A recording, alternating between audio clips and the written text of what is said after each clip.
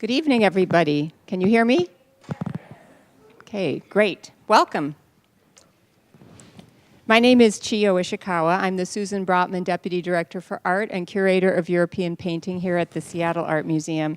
And I'm really thrilled to welcome you to this evening's program featuring a conversation with Bethann Hardison, which ties into our new exhibition, Yves Saint Laurent, The Perfection of Style. I'll introduce Bethann in a moment. I have just a few remarks first. This exhibition is organized by the Seattle Art Museum in partnership with the Fondation Pierre Berger Yves Saint Laurent in Paris. And we are delighted that we were able to garner such support for the exhibition here in Seattle. This show is made possible by the SAM Fund for Special Exhibitions. Our presenting sponsors are Microsoft, Nordstrom, and the Seattle Art Museum supporters. Our major sponsors are Barbie and Delta. Thank you to all of our supporters. Please join me.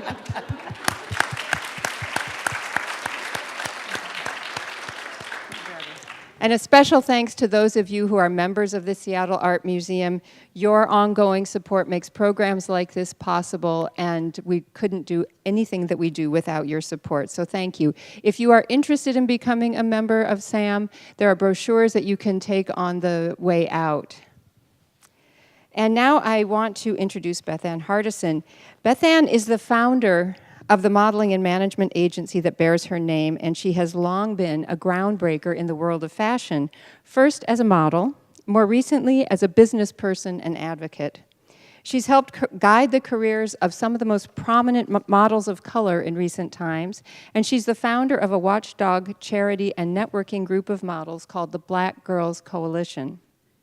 In 2013, Bethann founded the Diversity Coalition, which calls for awareness and action toward the effort of creating a more inclusive fashion industry for people of color. She's won many awards, including the Frederick Douglass Award in 2013 for her work in promoting diversity in fashion, and the 2014 Council of Fashion Designers of America Founders Award. Tonight, we're going to be discussing Bethann's career, the progress and challenges that she's experienced working in the fashion industry as a model, manager, and advocate. So please join me in welcoming Bethann Hardison.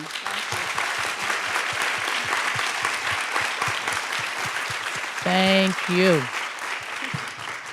So we're going to start by kind of going back through your career and then coming up to the present. And because I think all aspects of your life in fashion have been really interesting and have brought you into contact with so many interesting people and issues. So I think we can just start by asking how you got started in modeling. What was your background? Was fashion part of your upbringing, and when did you get into it? Okay, quick question, quick answer. Well, I didn't grow up in the fashion business, even though it's now called the fashion business. I grew up in the garment district. That's really important, and I am one of these people who like to keep it clear. Because fashion has got to be so glamorous, and everyone thinks they're in fashion now. If they sew a button on a shirt, they're in fashion. That is not true. So I grew up in a world where you really learned a lot about business and everything that goes with it. I started in a button factory, a custom button factory, and then I went on to a junior dress company. Then I went into, I think it was a low-end dresses. I really went the gamut of the garment district, and you learn a lot of things. I got discovered by Willie Smith. He had just gotten the design position at Digits. He was every bit of 19 or 20 years old. And he was the first person as a designer that asked me to work with him. Prior to that, it was Bernie Ozer, who worked at the Federated Stores that actually take care of all the stores. And his office asked me to be in a fashion show. That was my first runway show. And I had a full-time job the whole time I worked as a model. So my modeling was really an exercise of performing while I kept on doing other things. So you haven't seen the slides that I picked before, but here we see you performing. Oh, this is interesting. I have to say something. Is it up there? Okay, so I don't want to look back, you know. That picture on the left, this is what I love about the internet. Don't you love the internet? I hate the internet. That picture on that left is not me. That's Tookie Smith. Oh my gosh, Oh my gosh. But this is not your fault. Thank you. Thank you. This is on, and there's another photograph of Billy Blair that says I did the Bill Blair, and you can't get it off. That's what I hate the internet. Because once something is on, you can't go and like, oh, take that off, and some godly internet person says, okay, let me erase that. It's permanently on. So, that has nothing to do with anything other than the truth. But that is me on the right. You know, that was one of my, my first test shots. And I wasn't a print girl. I was a runway model. The runway world and the print world were two different, I guess, divisions, we would call it, because the runway models actually serviced the design world. And the print girls actually worked in the magazines, catalog, and advertising. Well, and even though this is Tukey Smith, Willie Smith's sister, I think, right? Yeah. There is something about the runway models of that period that is quite different from the very stoic, straight ahead, no eye contact with the audience. And look how much she's enjoying herself and how the audience is enjoying, and it's almost like kind of dancing. And so the runway models were performing a real, they were activating the clothes in a way that showed the possibilities of the garments. Yes. And that must have helped the designers and kind of foster a close relationship with the designers. Good point, and that's very true. We were allowed to bring our personalities to the collections, and that also allowed us as also to be inspirational to the designer, which made us muses. Mm-hmm. Well, and here are some of the models who, came to prominence during that time, and there you are, I think, right? That is no disclaimer I don't trust here. anything anymore, but that looks like you. On the cover of Essence, and these are some of the kind of groundbreaking models, Pat Cleveland on the upper right and Munia on the left. Those of you, this is just an aside for people in Seattle, those of you who saw the wonderful exhibition at the Bellevue Arts Museum about the Ebony Fashion Fair will recognize this outfit by Yves Saint Laurent. We have another version of it upstairs in the galleries, but that was, another way of kind of fostering the spread of fashion in the United States.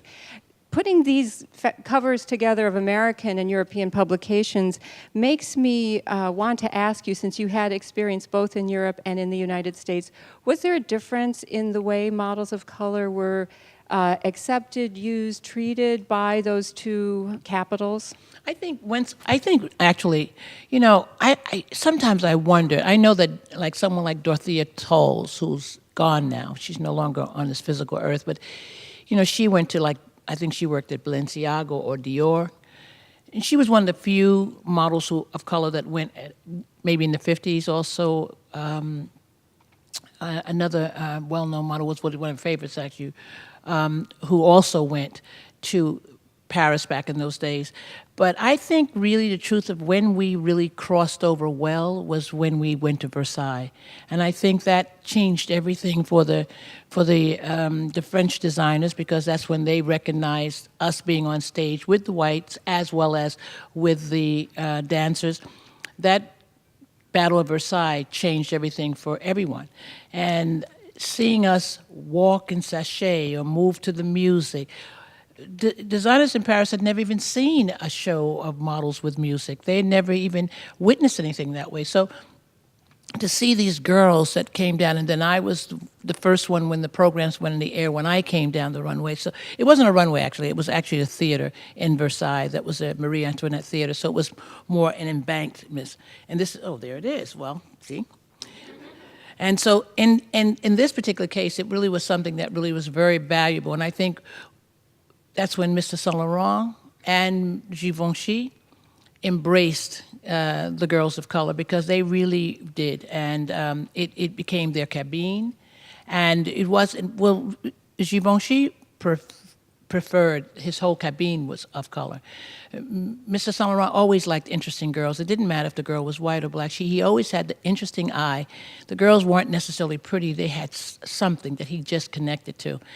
That was what was so great about that legend moment, Well, I wanted to take a digression and talk about Yves Saint Laurent just a little bit, because he did work with many models of color, and not just of African descent. This is Curator, who was an Indian model, and let's see, I'll show a few. Munia, who was from The Caribbean. the Caribbean, that's right. And one more here, of course, Naomi Campbell, much later. And he was instrumental in giving her the first cover for a model of African descent on French Vogue as late as 1988, which is kind of incredible. Yeah. But I wanted to talk about that relationship between the designer and the model, building on what you were saying before, because here we see Yves Saint Laurent with Curator, and you see what an intimate relationship it is as he's trying the garments on the model and working with her. He would say that the models were in some ways collaborators with him. He cared what how the dress felt on them. He asked their opinion, and he felt that he couldn't do it without them. And this is something that you and I have talked about a little bit, that it was very different from the relationship today. And can you talk about that collaborative role? Yeah, it's an interesting thing. I think even Michael Kors has been, recorded saying that when someone like Iman would come in and put on the clothes, and it would just change everything. And that was when the model and the designer had this relationship. And of course, it is what we did. I did that with Calvin Klein. I mean, I worked for Stephen Burrows at the time, but I still would model. I worked and ran the design studio of Stephen Burrows, but I modeled as a runway model. And Calvin would have me come over, and he liked me to go through the collection with him and talk with him about what I thought, my opinion. He really valued. He'd see a shirt I had on, and he'd say, "Oh, I gotta have that shirt. Can we copy that?" And and the way he would copy it would change the vibe of it, but it inspired him. I mean, we have now a different business. So of course, someone, when you have a designer that now has a casting director and a stylist, and they're in between. I always say they're in the bed with the designer and the model. They don't allow the model and the designer to have that romance that they used to have, because it's now changed. The designer claims he's so busy with the accessories and all that, which is possible. I presume it is that way. But it's changed for the fashion model, and it's no longer what it used to be. Surely, Mr. Saint Laurent and all of the designers, especially back in those days, their cabine meant everything to them. Those girls inspired them. When they sent them out, those girls wore those clothes, and it was different. Will you explain what the cabine is? The cabine is actually the actual selection of the models that the designer used over and over again. Sometimes it might have been just in-house, where if the girls came out to show the clothes to particular buyers, that was the cabine, or it could be the cabine of the selection of girls that was what would also show, or be in present to show the clothes on the runway. Mm-hmm. And so among American designers, here you are, Stephen. Right, yes. With Stephen Burrows, who was your good friend, and you were a kind of muse to him, and Pat Cleveland, another famous and wonderful model, also working with Stephen Burrows. And again, you see that kind of, this I believe on the left is from the night at Versailles, I think. No. No. Good. Damn. You know what this was? Oh goodness, my brain is so dead. But I want to tell you, first of all, I want to commend you for having all these photographs, because it's so nice to see. This was like it was an event of something in New York. Dennis Christopher's on the side. That's why I thought, because of Dennis Christopher being yes, there. Yes, see, Dennis Christopher, he used to be an assistant to Halston, who then became an actor. But this is the Tommy, that's what it was, the Tommy opening. That's where we were then.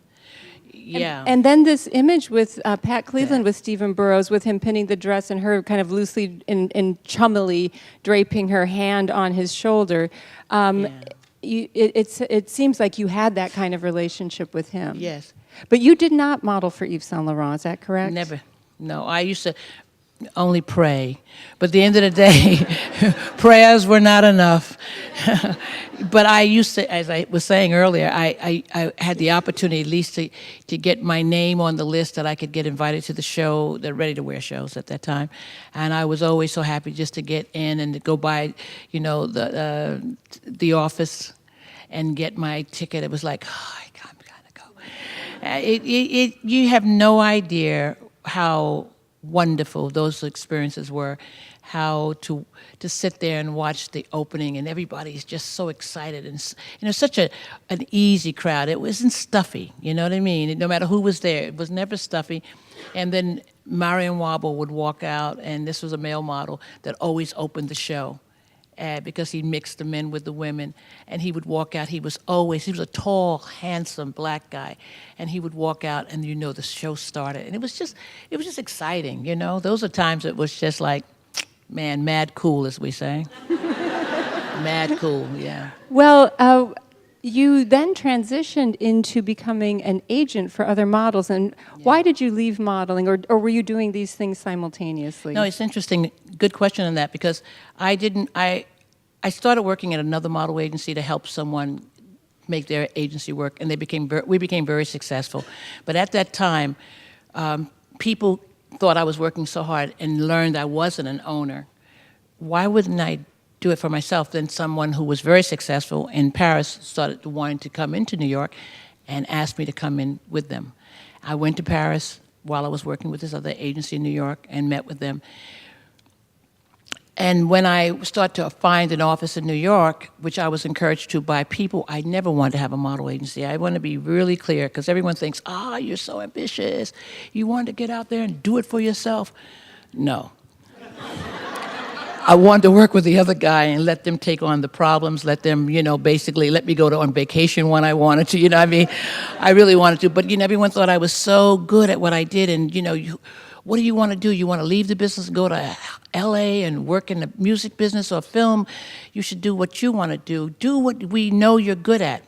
All right, so I listened to other people like a Stephen Meisel and Lisa Robinson, who now works at Vanity Fair, and I basically did what they asked me to do out of respect to knowing that if you have an opportunity, being where you come from, you're coming from Bedford-Stuyvesant, Brooklyn, New York, and you have, thank you. And, you basically want to just, represent the community. You're given an opportunity. You are special at what you do. Everybody doesn't get a chance to do it. So I went and opened up in a model agency with respect to other people. I didn't want to do it, but in the end of the day, I became very successful at it. And so I did that and only that. I didn't have a job then. That was the job, because the job I had right before was with the other agency. And I did it and became very successful at it, and I'm glad that I did it now, of course, because I really garnered some very good careers, helped other people get up, and I also changed the industry. And I also educated designers and publications about inclusiveness, and I could do it so easily. It's so funny how you don't know who you are when you come to this earth, but sometimes there are people who come to this earth to change what we see. And I think I'm just the revolutionary that I am. I'm just that person. Because I would say to Calvin Klein and Perry Ellis and people like that would call me, and they'd be so excited that they wanted to use a black girl for their show. And I'd say, okay, that sounds really great. Now, how many girls are you going to use in the show? And they say, 35. And I'd say, and you want me to find you one black girl? Yeah. And then when I would say, yeah, but don't you see how racist that sounds? And they'd be like, oh, no, what? Why? I thought you'd be happy. Why?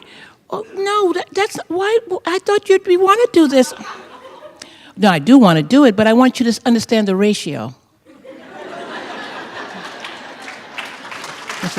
This is important, And, Brides Magazine. You see, I had a white model agency. This was the genius of being a person of color that owns what the competition has in group. So I had that agency that really was primarily white with a few kids of color, Asian, Latin, black. And so it was great, Brides Magazine. I had a white girl who worked all the time in Brides Magazine. So one time I said to the editor, so you do know that black people get married too? Oh, Bethann, you're so funny. Why you say that? Because, it's a comfortable, I made it seem so blatant. But they always sort of handle it so well because they didn't know what to do with that conversation. Like, But that was a point to make, because brides never had anyone of color anywhere. I mean, Asian, Latin, black, never. They're not the only people getting married. So that was great because eventually that changed. It took time, but it changed. Now, I think when we were talking on the phone in preparation for this conversation, you did that from 84 to 96, something like that. And then what happened? Did you stop working with the modeling agency? No, or? I actually started the agency in 1984. I think 86 is when we started the coalition. The coalition was just to celebrate black girls. There were so many working editorially that had never existed before because Elle magazine came along and just, American Elle came along and just changed the game and changed Condé Nast and changed Hearst. Then they had to compete with Elle because Elle was doing so well. And this guy didn't care about who he put on the cover. He had every girl of any color, any shade in the magazine out. So Vogue had to get with it, and everybody had to get with it.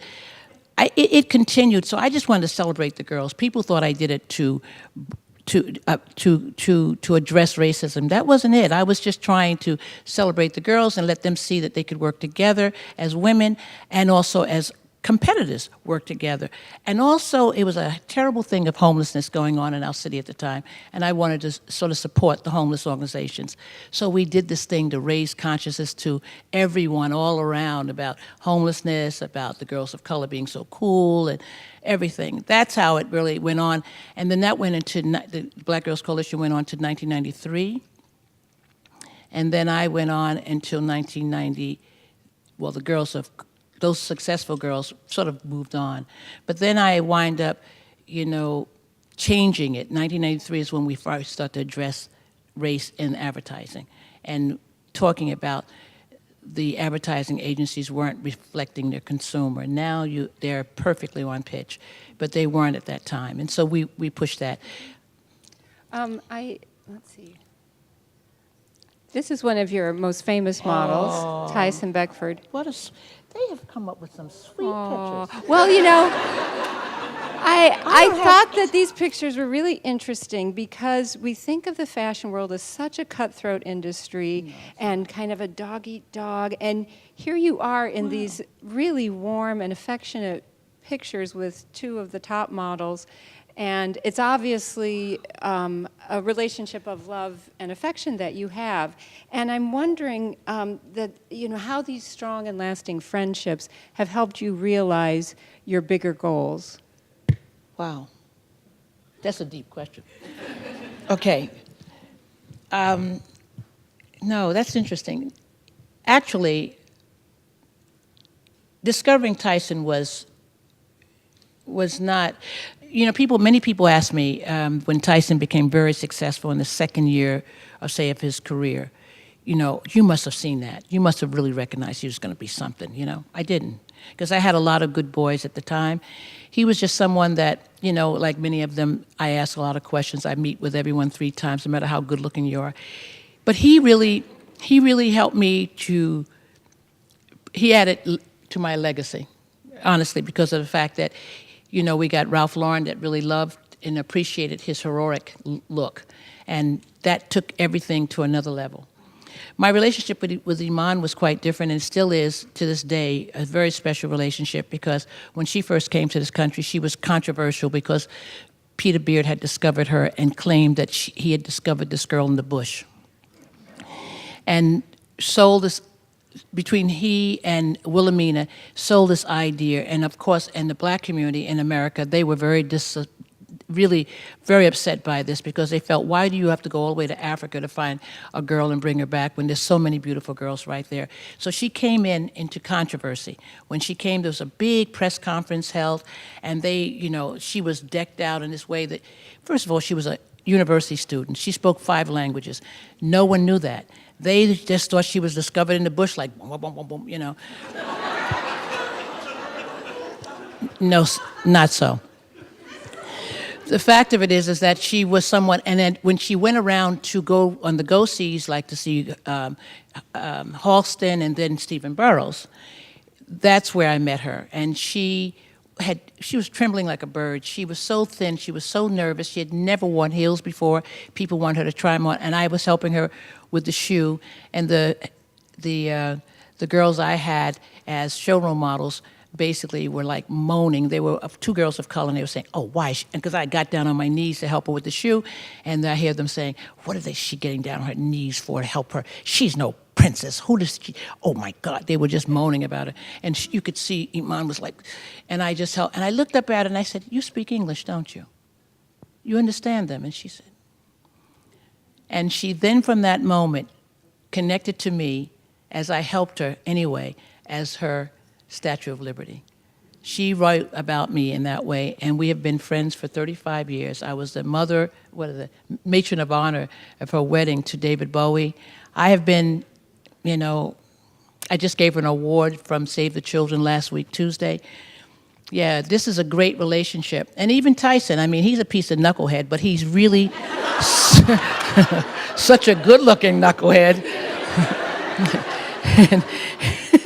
And he, I'm the mama bear to him, and it's been a wonderful experience too because I've represented him for over 23 years.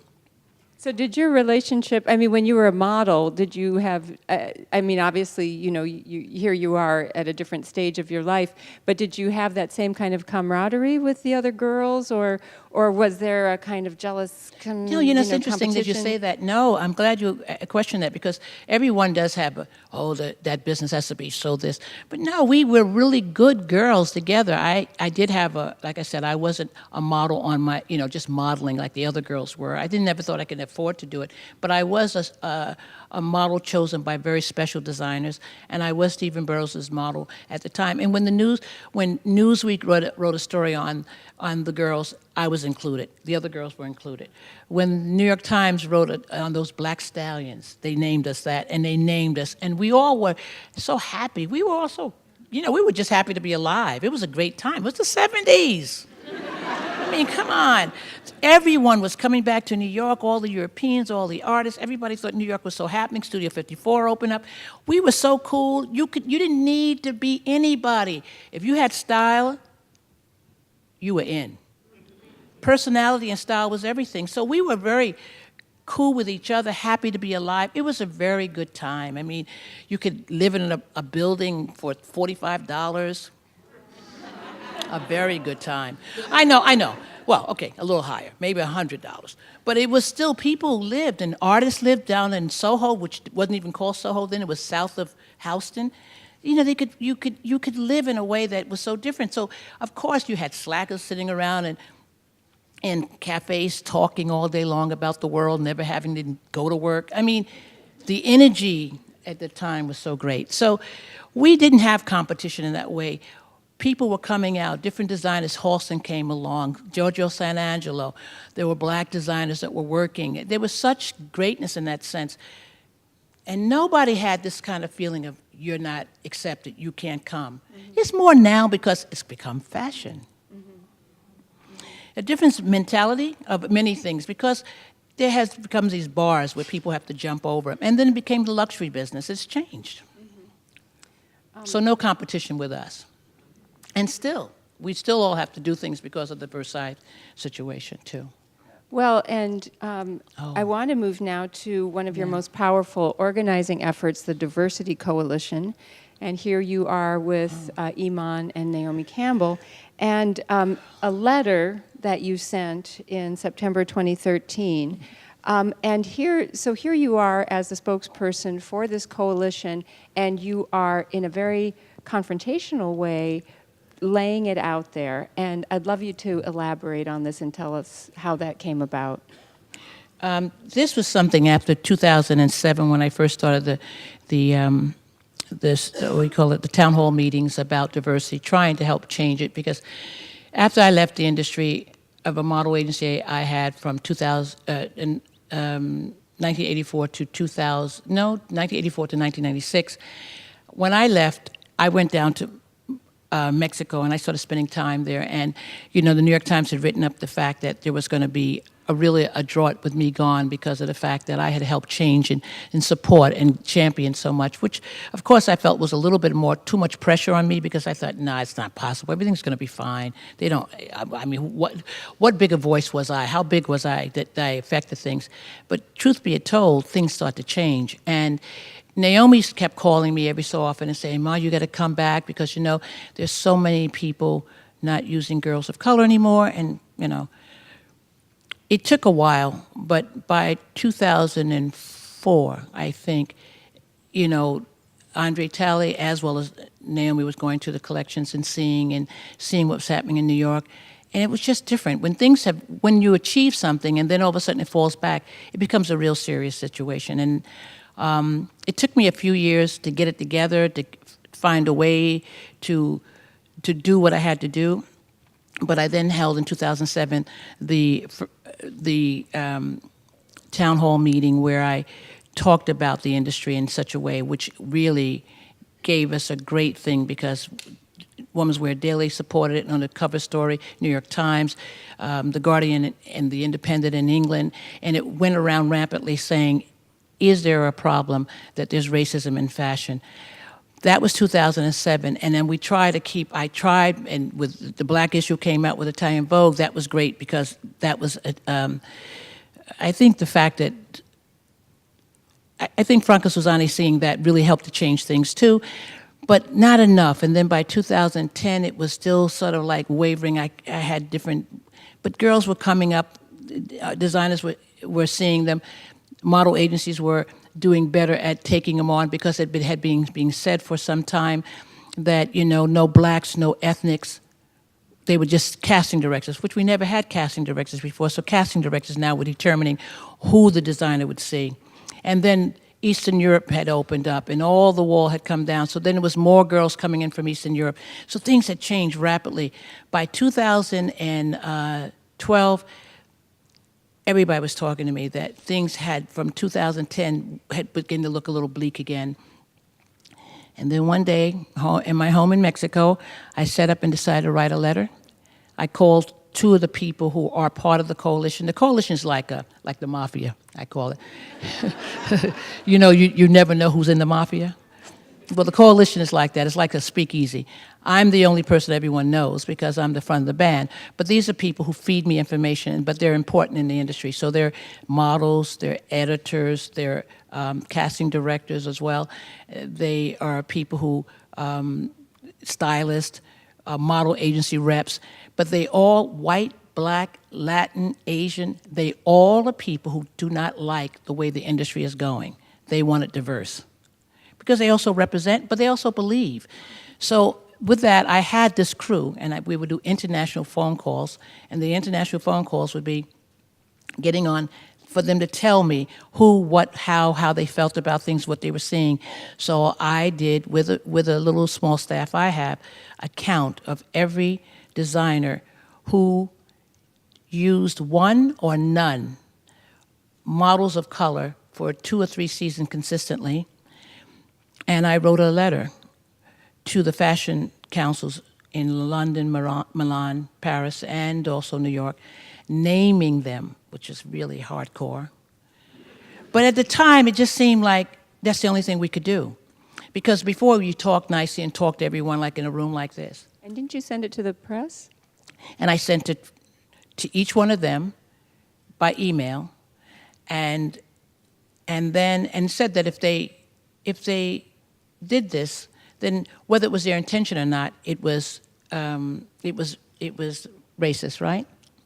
So, of course, I had to call Women's Wear Daily because I had to get the press involved, because they had to see it. And so the Women's Wear Daily said, well, who is the, I try to be gangster, and they said, who is, who wrote this letter? I said, I don't know, I don't.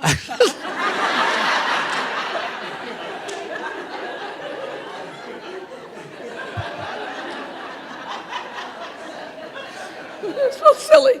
It's silly, right?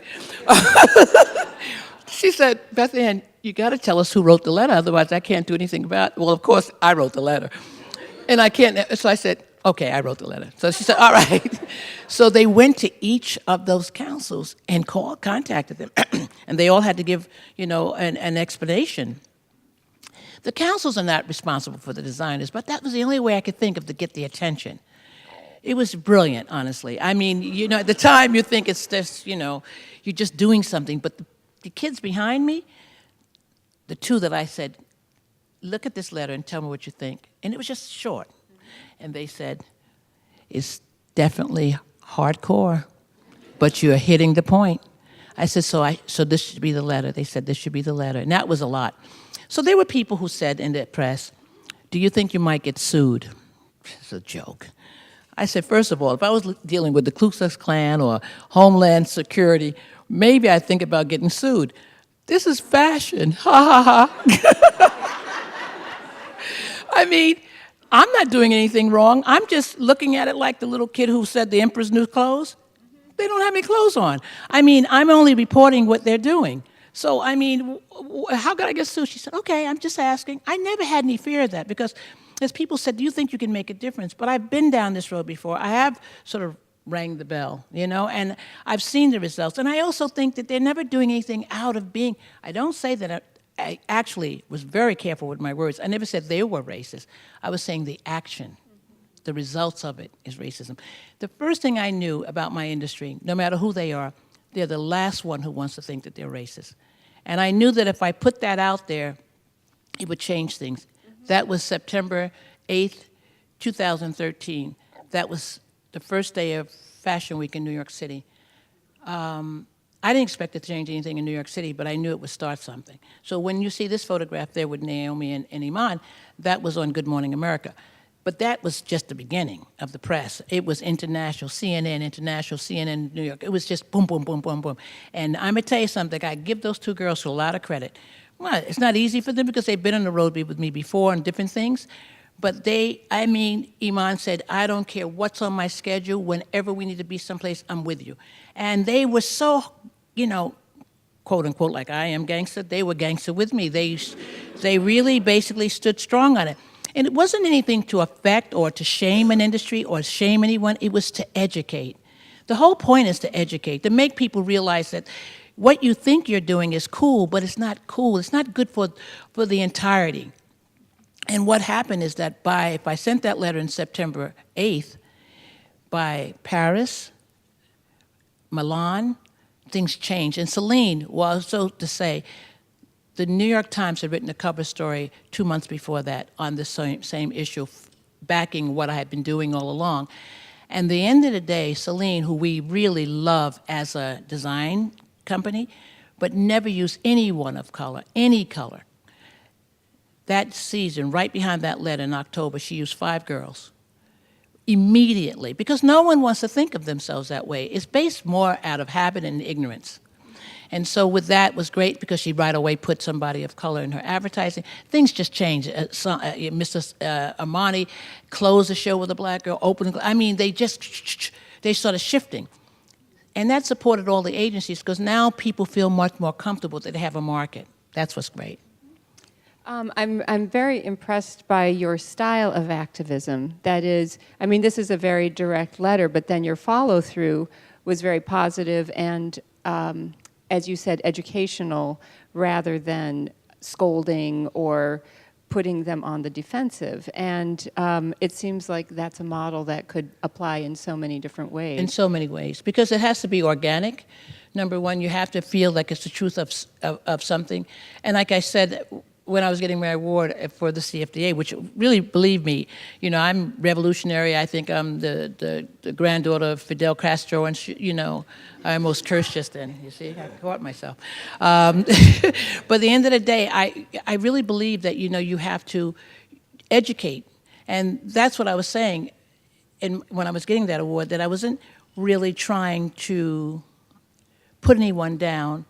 That I'm not here to raise another race up. I'm just trying to educate those who are in charge, those who do take that opportunity.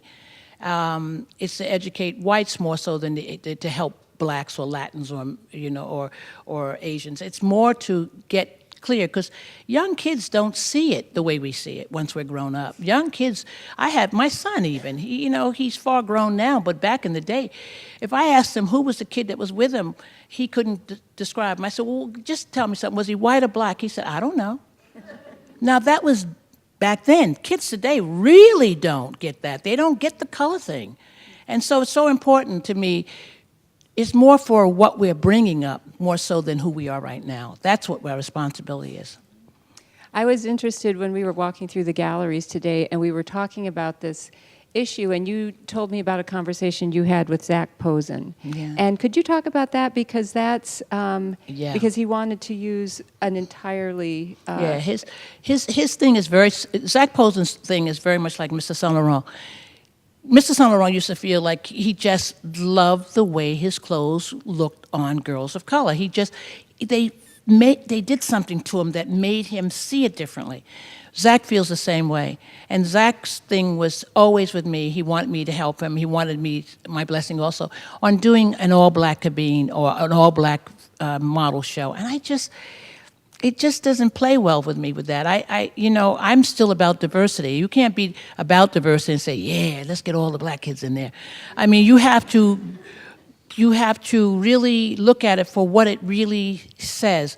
And so I would say to him, no, don't do an all-black show. Don't do an all-black show. And he said, but why? And everybody thinks because of what you fight for, that's what you would like to see. That's not what I want to see. If I say diversity, I mean diversity. I don't need to be 50-50. You could be 70-30, meaning less than.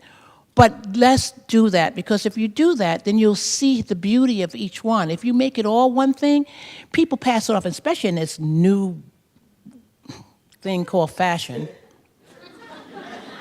They'll sit there like this. They're so cold anyway. You do a fashion show. I mean, these people have, back in the day, you talk about the 70s, we used to yell, and you first of all, you invited all the students, and people outside of our industry never were allowed into a fashion show. So you invite maybe students of fashion. And these kids would cheer and make noise, and a girl would walk down and she'd sashay, and everyone, ah! Not anymore. Now everybody's sitting there like this. And these are the people who are to buy and to sell and to report your clothes. So, of course, you basically, you can't get any rise out of them. That's the whole thing. Not as fun. No, it's not as fun. So, the great thing about talking to Zac about, changing it and making it diverse, he didn't go down that road. But the time he decided to do what he wanted to do more, he and his mate called me up and asked me to come up. They had something to show me. It was right before the show. It was about 3 or 4 days. And I went up, and what he did was just what was very smart.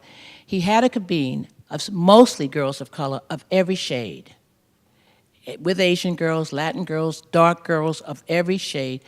But he reversed it, where he had like 6 or 7 blonde and blue, brown hair and redhead girls. So it became the reverse, but it did something so brilliant, because for me, he showed with so much strength the beauty of the girl of color. And at the same time, the girls that were of Caucasian were so happy to be there. It was so funny to see. It was like they felt like they were special. And they were, because everyone was beautiful. But when he showed that collection, it was the first collection I've ever seen Zac had where the audience was so quiet, and at the end they roared, because he sold the collection on a beauty that they had seen it in such a way that it was more organic than forced. And that was what was very proudful. And so he got your point. He obviously. got the point. Well, here you are getting your award, and that looks like a beautiful evening. Was nice. So you might think, well, it's all done. We succeeded. But I'd love to know your assessment of the issue of diversity in the fashion business today. And are you feeling optimistic? Yeah, it's interesting. It's interesting to think, when people say, who's going to be there? Prabhu Goodman always says that. He's a young designer. Well, not young, but to us young in the sense that his business is young. And he wonders who's going to be that person who actually ends or comes after I go. I don't think it's that situation, because there are people who come along and along the way, and no one replaces them, you know? We can only hope that things change. I feel confident because, you know, there are a lot of girls now, and model agencies are having a good time with the Asian girls, the Latino girls, girls of color, black girls. They're feeling confident with the market. How much of a career they can have, because there's so many models in the world right now, I don't know. You know, but you can at least see them in catalogs, you can see them in advertising. So I feel much more confident. But I never think I can take my foot off the clutch. Like, I always think that I have to stay right there, you know, watching. Because, you know, at one point I got confidence and I laid back for a few years and it started to go down. I don't think it's going to happen this time. This time I think the conversation has been had so much. And now also, you know, you couldn't talk about race before. People don't like to talk about it. They want to just all be all good. Why we got to talk about it? Well, because there's a problem. And so, you know, my point to that is that, you know, now it's good because now they're talking about it in politics. Now they're talking, you know, Black Lives Matter, police hitting people, shooting people. I mean, at the end of the day, my little subject in my conversation, which was in this little island that's grown a little bit more pop culture called fashion, it was a big conversation to be having. But now I'm getting a lot more support in a sense. You know, I don't need that kind of support. But in a sense, it's a better conversation for everyone that is not an uncomfortable conversation. It's not uncomfortable in my world so much because it's a fashion business. It's people who really are liberals, which I always said liberals are like borderline. You never know. Yeah. But in the end of the day, it's always better to have the conversation. And I feel more confident now than I have in a lot of years because now so many girls, I'm discovering girls, I don't even know where they're coming from. You're like, wow, look at this one, look at that one. And I'm having a dinner, I was saying, with Edward Innenfield from W with 12 girls, because you know, restaurants can't have so much of a big table, but we're doing it in a restaurant. And it's just to keep celebrating everyone. You keep changing them around because there's so many beautiful girls out there right now, and they need support because it's not an easy game to be a model, no matter what color you are. And then to be a girl of color or a boy of color, it's not an easy game. I mean, I don't encourage anyone to be a model. I want you to go into technology. Keep it real. You know, do something where you know you can win. You know, become a coder. But girls want a model because it's like when I was a kid, people wanted to be a ballerina. So in the end of the day, you know, I don't encourage it. I discourage as much as I can. But those who are beautiful can get through. C'est la vie. Well, one last question for you. We walked through the exhibition today and we talked about how Yves Saint Laurent was so aware of his legacy, even as a very young man. And we talked about legacy. And I just wonder if you know, what you think, if you had to kind of boil it down to a sentence, how would you define your legacy? Wow.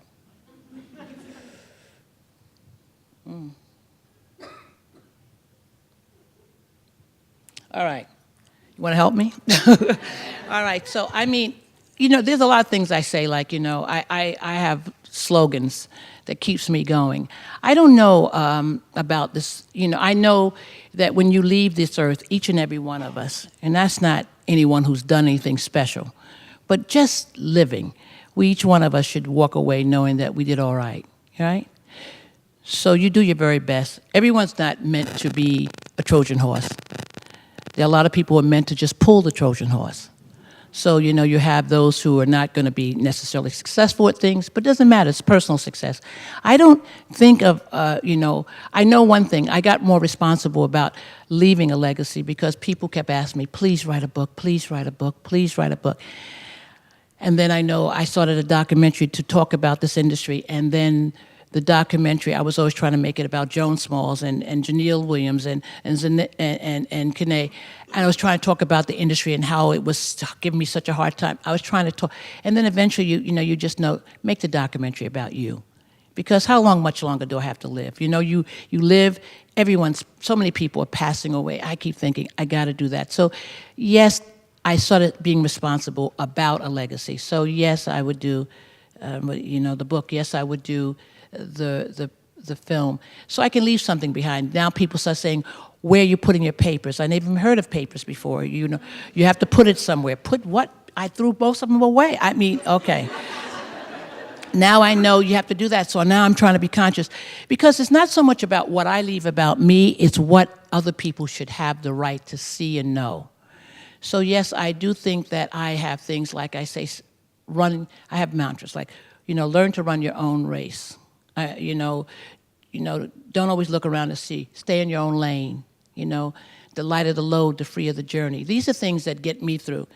So if I have to say that I have things that I say to get me through, I don't know what my legacy would be other than she was cool, she was funny, and she sure loved to dance.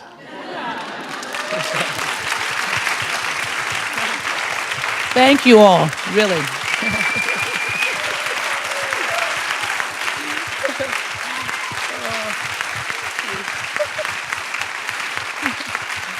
Wow, okay. I stand too. I want to tell you thank you. Wow. Well done.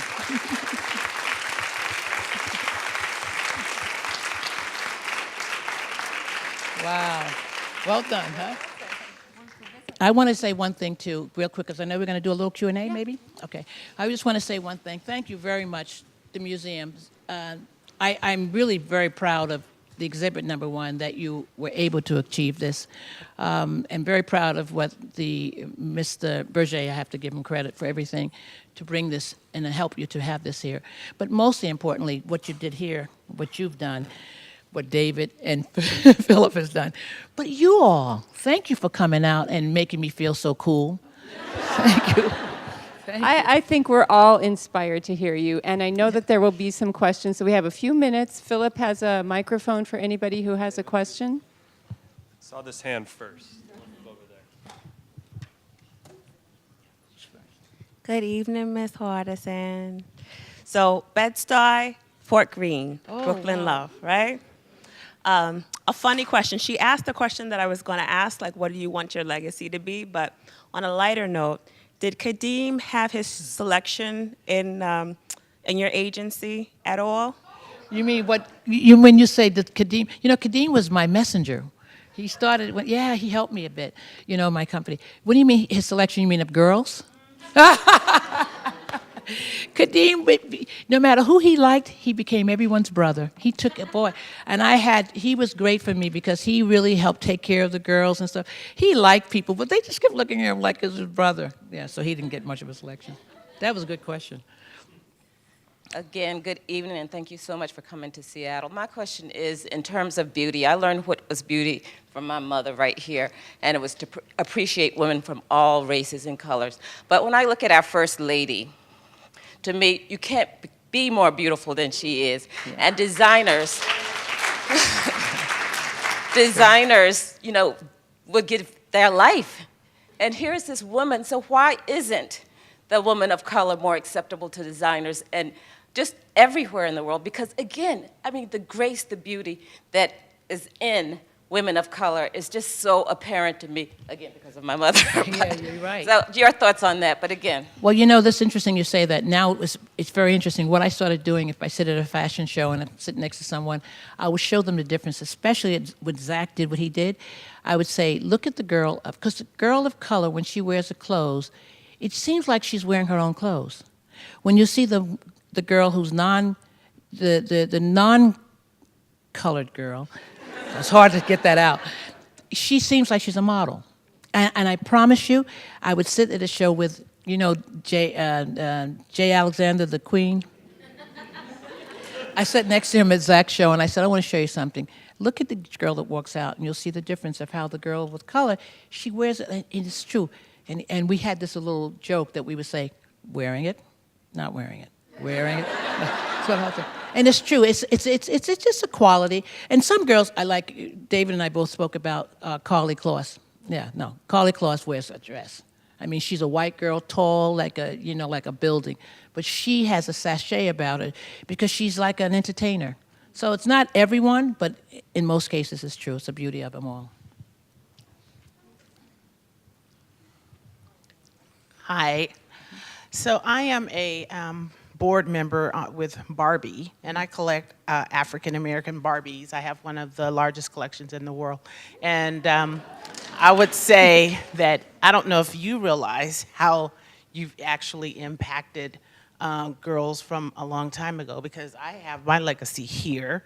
And Barbie has now Stephen Burrows and Byron Lars, and we have Zac Posen and and the collectible dolls. So I want you to know that your activism is actually going down into areas that you don't necessarily know directly. Yes, thank you very much for that. Thank you. Hi, thank you so much for all the work that you've done. Thank you. Thank you, and thanks for being here today.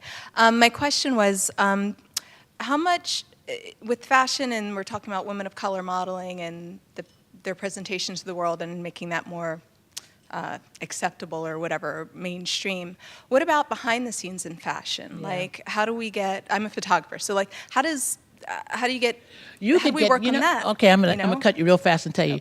You could do very well in New York because you're good looking. Let me tell you what happens. This is, Thank you. it's a shame to say, but as we say, growing up as kids and mothers and parents and all, your looks can take you a long way. It's an amazing thing. What you just asked, because that's something that's going on right now, talking about behind the scenes. There's so few behind the scenes. It's always been. There are not a lot of people who basically can be behind the scenes. I mean, have that, whatever that take, that true grit.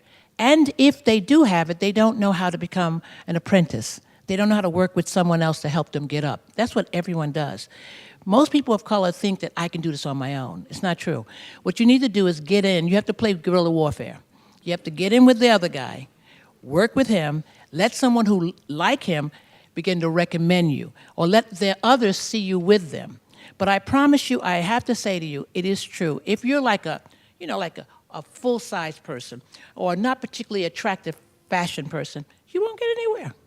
It's amazing. It's amazing. It's almost like the eye needs to travel and find good looking, and then they sort of find all of a sudden that you're kind of interesting or sexy or something. I don't know, especially with the males. But with a female, yeah, you could easily go to New York and start working with some designer as an assistant, and I bet you 10 to 1 you'll shoot up and you think it. But also the stylists and hair and makeup, they're people who really basically are brilliant at that. But as I say to them, they don't need to be in the quote-unquote fashion anymore because they mostly do celebrities, and they're making good buck, and they're doing very well. But everybody has their personal best. People want to be accepted in the other world, and they should be. That's a good thing. I mean, I don't know what to say about that other than the fact that there is a problem. Time for one more question. I made it. Okay. Hello, my name is Jody Ann. So I identify with the Bethann thing. So, and I'm also from New York. Yay. My question is, I feel like every time we talk about blackness or people of color, women of color, it's always in relation to whiteness. So I just want to step away from that for a second and just talk about women of color, models of color. Because even in this image, I understand that in relation to the fantasy, what we know about the fashion, this is adding diversity, but when I look at this image in itself, it's very homogenous in terms of its representation of beauty, there's just a lot of homogeneity. So I just wanted you to speak a little bit about, women of color, models of color across races, and what the diversity, what you think the next steps are, where the industry is right now in terms of giving a little bit more diversity within the representation of blackness or women of colorness or stuff like that. Well, where we are, we're moving nicely along. Could it be where we want it to be? If people want it to be 50-50, no, we're not going to be there. Because there's so many girls from all over the world that are Caucasian that come to America, to New York, to work or around the world. There's so many. Before, Eastern Europe wasn't open like it is now. It's such a change. So will we be able to have a lot of girls of color working in the industry? We are doing much better than we were a few years ago. Would I like those girls of color to not work in the industry? Yes, I would. Because I don't love the industry like everybody else does. I appreciate it because I'm from it. But at the end of the day, I wish they would, like I said, go work in technology. But in the end, yay team. They are doing much better, and there's a lot of beautiful kids coming along, and I'm really very proud of that. I wish the boys could work better, actually, because that's my real nut, is the male model. But they do okay, but not as good as the girls are doing. So there is a lot of, you may not see it because you don't go to the shows, you can't see all of it, you don't see it enough in your magazines or your advertising, but it has been a great improvement. I really wouldn't say it if it wasn't. I don't think that, we're free at last and all that, but but I'm very proud of what we've achieved, and I'm hoping it'll continue, and it's good. It's better. Yeah, I want to say that one thing. This is something that's very important. I'm glad you threw that out. Age and also plus size and all those things, when they say diversity, you must really care about that. Truth of it is, that's not my fight. I stay within the lane of fashion model, and that's what I know I can work and really achieve.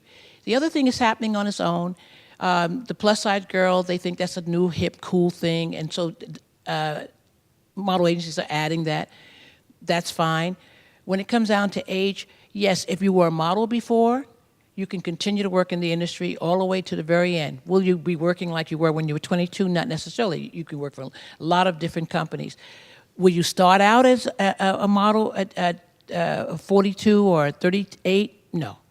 But unusually so, you can find that in the commercial world. And the commercial is television, those kind of where you can actually, someone can discover, say, oh, your aunt is so beautiful. She should go up and see. And yes, you can maybe get a commercial. But in general, as a career, who wants to model when you're at good age and what are you, lonely? You're not lonely. So but don't go by me because I'm more of a hater than a lover when it comes. No, you're not. Well, I want to thank you all for coming tonight, and thanks again to Bethann Hardison.